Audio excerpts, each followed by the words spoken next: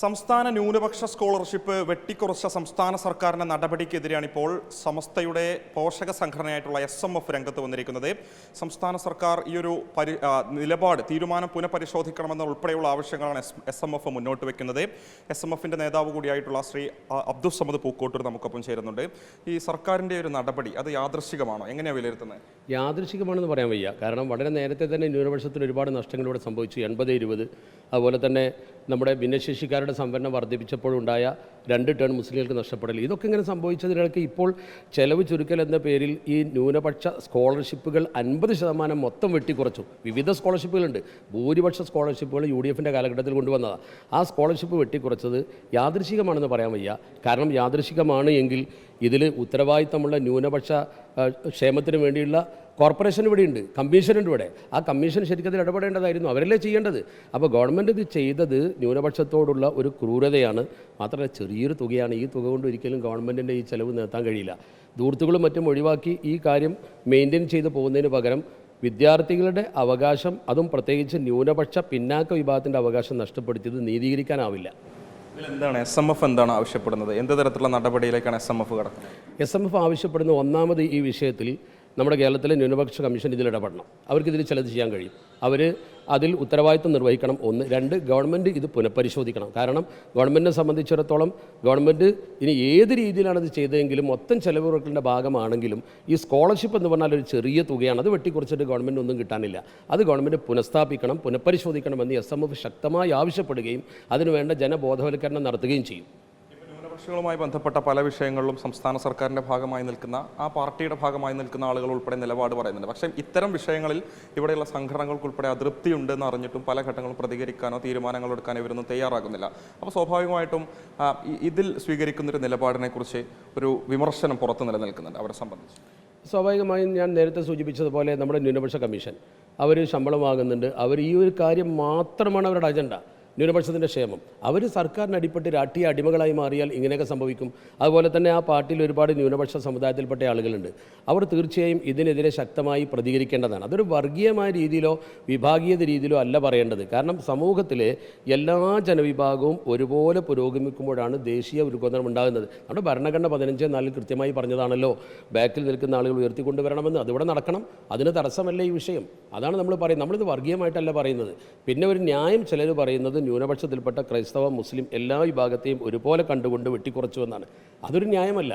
ക്രിസ്ത്യാനിയുടേത് വെട്ടിക്കുറച്ചാലും മുസ്ലിങ്ങളുടേത് വെട്ടിക്കുറച്ചാലും ഒക്കെ ന്യൂനപക്ഷത്തിൻ്റെതാണ് വെട്ടിക്കുറക്കുന്നത്. അവരത് കുറച്ചതുകൊണ്ട് നമ്മളത് കുറച്ചു, നമ്മത് കുറക്കാത്തതുകൊണ്ട് അവരത് കുറച്ചു എന്നുള്ളൊരു വിഭാഗീയത ഉണ്ടാക്കാൻ പാടില്ല ഈ വിഷയത്തിൽ. എല്ലാവരും ഒരുപോലെയാണ്.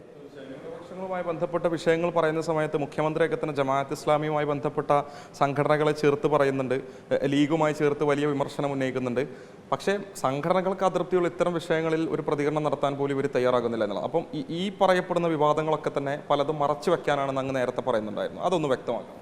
ഇവിടെ ഗവൺമെൻറ് അല്ലെങ്കിൽ ഇപ്പോഴുള്ള ചില രാഷ്ട്രീയ നേതാക്കൾ ഭരണകാര്യങ്ങളിൽ വരുന്ന വീഴ്ചകൾ, അതുപോലെ തന്നെ സമൂഹത്തിൽ അവർക്ക് മറുപടി പറയാൻ കഴിയാത്ത ചില കാര്യങ്ങൾ, ഉദാഹരണം ഈ സ്കോളർഷിപ്പ് വെട്ടിപ്പുറച്ച പോലെ കാര്യങ്ങൾ, ഇത്തരം ജനങ്ങളെ ബാധിക്കുന്ന വിഷയം വരുമ്പോൾ കൃത്യമായി ജനങ്ങളെ അഭിമുഖീകരിക്കാൻ പ്രയാസപ്പെടുന്നത് കൊണ്ട് പുതിയ ചില ഫോബിയകൾ ഉണ്ടാക്കുകയാണ്. ഉദാഹരണമായി ജമാഅത്ത് ഇസ്ലാമിയുടെ പ്രവർത്തനവുമായി സമസ്തക്കോ സുന്നിമാൽ ഫെഡറേഷനോ യാതൊരു തരത്തിലും യോജിപ്പില്ല. പക്ഷേ എങ്കിലും അത്തരം വിഷയങ്ങൾ ഉയർത്തിപ്പിടിച്ചുകൊണ്ട് അതിലേക്ക് ജനശ്രദ്ധ തിരിച്ചുവിടുക.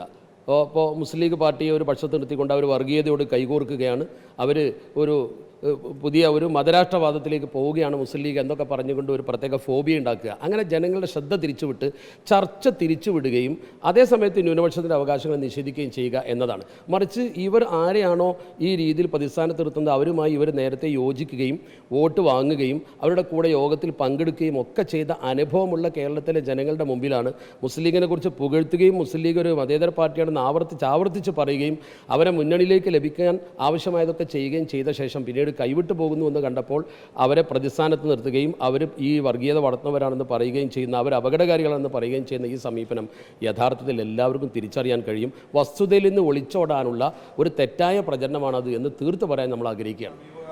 അവർ വിമർശനം ഉന്നയിച്ചതിൽ പ്രധാനപ്പെട്ട ഒരു സാധനം ലീഗിൻ്റെ സംസ്ഥാന ജനറൽ സെക്രട്ടറി പറഞ്ഞൊരു പ്രസ്താവനയായിരുന്നു. സ്ത്രീകളും പുരുഷന്മാരും തുല്യരല്ല എന്ന് PMS പറഞ്ഞിരുന്നു. ആ ഒരു നിലപാടിനെ, പ്രതികരണത്തെ അങ്ങ് എങ്ങനെയാണ് നോക്കിക്കാണുന്നത്? സ്ത്രീകൾക്കും പുരുഷന്മാർക്കും ശരിക്കും നീതിയാണ് ലഭിക്കേണ്ടത്. തുല്യത എന്ന് പറയുമ്പോൾ സൃഷ്ടിപരമായ വൈജാത്യം 2 വിഭാഗത്തിനുമുണ്ട്. പുരുഷന്മാർ വേറെ, സ്ത്രീകൾ വേറെ. പക്ഷേ എന്ന് കരുതി ഒരു കൂട്ടരോട് നമ്മൾ ഒരിക്കലും അനീതി ചെയ്യാൻ പാടില്ല. എല്ലാവരോടും നീതി ഇസ്ലാം നീതി ചെയ്തിട്ടുണ്ട്. ഉദാഹരണമായിട്ട് പരിശുദ്ധ ഖുർആനിൽ സൂറത്ത് മറിയം, ഒരു മറിയം ബീവി ഒരു വനിതയാണ്, അവരുടെ പേരിൽ പ്രത്യേകമായി ഒരു അധ്യായം ഖുർആൻ ഇറക്കി.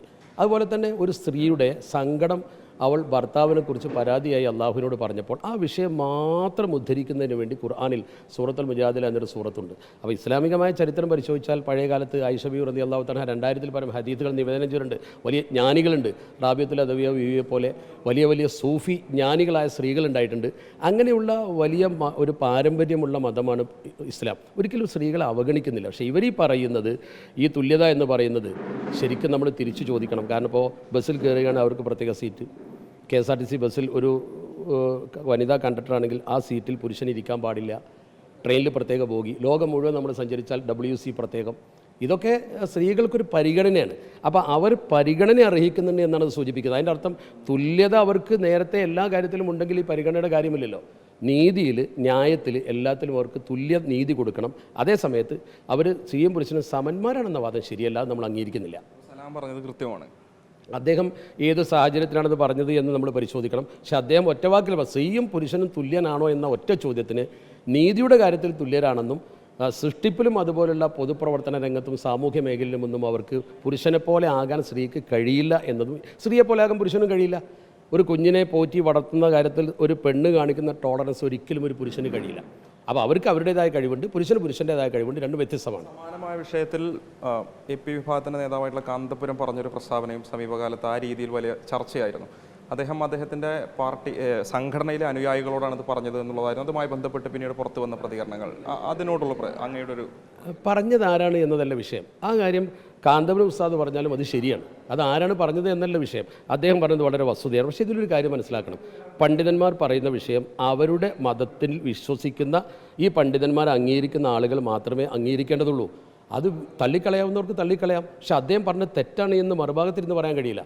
അപ്പോൾ അദ്ദേഹത്തിൻ്റെ അനുയായികൾ, അപ്പോൾ ഞങ്ങളൊക്കെ മതപരമായി വിശ്വാസികൾക്കിടയിൽ നിന്ന് തന്നെ തള്ളിക്കളയുന്നൊരു നിലപാട് വന്നാൽ അതിനെ സംഘടനാ നേതൃത്വങ്ങളൊക്കെ തന്നെ അംഗീകരിക്കും. സ്വാഭാവികമായും മുസ്ലിങ്ങൾ തന്നെ മദ്യപിക്കുന്നവരുണ്ട്, മുസ്ലിങ്ങൾ തന്നെ വ്യഭിചരിക്കുന്നവരുണ്ട്.